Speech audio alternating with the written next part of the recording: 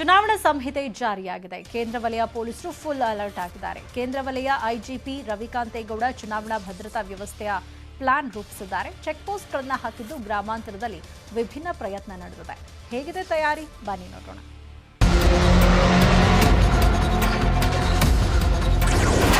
ಚುನಾವಣಾ ನೀತಿ ಸಂಹಿತೆ ಬೆನ್ನಲ್ಲೇ ಖಾಕಿ ಅಲರ್ಟ್. ಚೆಕ್ ಪೋಸ್ಟ್ ಜೊತೆಗೆ ಮಫ್ತಿ ಕಾರ್ಯಾಚರಣೆ ಶುರು. ರಾಜ್ಯ ವಿಧಾನಸಭಾ ಚುನಾವಣೆಗೆ ಮುಹೂರ್ತ ನಿಗದಿಯಾಗಿದೆ. ನೀತಿ ಸಂಹಿತೆ ಕೂಡ ಜಾರಿಯಾಗಿದೆ. ಈ ಮಧ್ಯೆ ಅಭ್ಯರ್ಥಿಗಳು ಮತದಾರರಿಗೆ ವಿವಿಧ ರೀತಿಯ ವಸ್ತುಗಳು ಹಾಗೂ ಹಣವನ್ನು ಹಂಚುವ ಕೆಲಸ ಶುರು ಮಾಡಿದ್ದಾರೆ. ಈ ಮಧ್ಯೆ ಪೊಲೀಸರು ಅಕ್ರಮ ಸಾಗಾಟ ಮಾಡುವ ವಾಹನಗಳನ್ನು ತಡೆಯಲು ನಗರದಲ್ಲಿ ಚೆಕ್ ಪೋಸ್ಟ್ ಹಾಕಿದ್ದಾರೆ. ಆದರೆ ನಗರಕ್ಕೆ ಬರುವ ಗ್ರಾಮಾಂತರ ಭಾಗದ ಎಲ್ಲಾ ರಸ್ತೆಗಳಲ್ಲೂ ಚೆಕ್ ಪೋಸ್ಟ್ ಹಾಕಿದ್ದು ತಪಾಸಣೆ ಮಾಡಲಾಗ್ತಿದೆ. ವಿಶೇಷ ಅಂದ್ರೆ ಈ ಬಾರಿ ಕೇವಲ ಕೇಂದ್ರ ವಲಯ ಪೊಲೀಸರು ಚೆಕ್ ಪೋಸ್ಟ್ಗಳಿಗೆ ಸೀಮಿತವಾಗದೆ ಮಫ್ತಿ ಕಾರ್ಯಾಚರಣೆಗೆ ಇಳಿದಿದ್ದಾರೆ.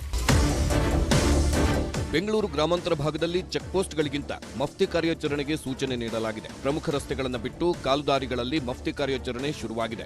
ಚೆಕ್ ಪೋಸ್ಟ್ ಜೊತೆಗೆ ಸ್ಥಳೀಯ ಪೊಲೀಸರು ಬೀಟ್ ಮಾಡಲು ಐಜಿಪಿ ಸೂಚಿಸಿದ್ದಾರೆ. ಆಯಾ ಪೊಲೀಸ್ ಠಾಣಾ ವ್ಯಾಪ್ತಿಗಳಲ್ಲಿ ಪಕ್ಷದ ಲೀಡರ್ಗಳ ಮನೆ, ಗೆಸ್ಟ್ ಹೌಸ್, ತೋಟದ ಮನೆ, ರೆಸಾರ್ಟ್ಗಳಲ್ಲಿ ನಿಗಾ ವಹಿಸಲಿದ್ದಾರೆ. ಹಣ ಸಾಗಾಟ, ವಸ್ತುಗಳನ್ನು ಸಾಗಾಟ ಮಾಡಲು ಕಾಲುದಾರಿಗಳನ್ನು ಬಳಕೆ ಮಾಡುವ ಸಾಧ್ಯತೆ ಇರುತ್ತೆ. ಹೀಗಾಗಿ ಆ ಮಾರ್ಗದಲ್ಲಿ ಪೊಲೀಸರು ಅಲರ್ಟ್ ಆಗಿರಬೇಕು ಎಂದು ಸೂಚಿಸಿದ್ದಾರೆ. ಕೈಗಾರಿಕಾ ಪ್ರದೇಶಗಳಿಂದ ಹೊರಡುವ ವಾಹನಗಳು ಮತ್ತು ಕೈಗಾರಿಕಾ ಕಂಪನಿಗಳಲ್ಲೂ ಪೊಲೀಸರು ಪರಿಶೀಲನೆ ನಡೆಸುತ್ತಿದ್ದಾರೆ. ಎಲೆಕ್ಷನ್ ಬಂತು ಅಂತ ಎಲ್ಲೆಂದರಲ್ಲಿ ಪಕ್ಷಗಳ ಬಾವುಟ ಕಟ್ಟುವ ಮೊದಲು ಹುಷಾರ್.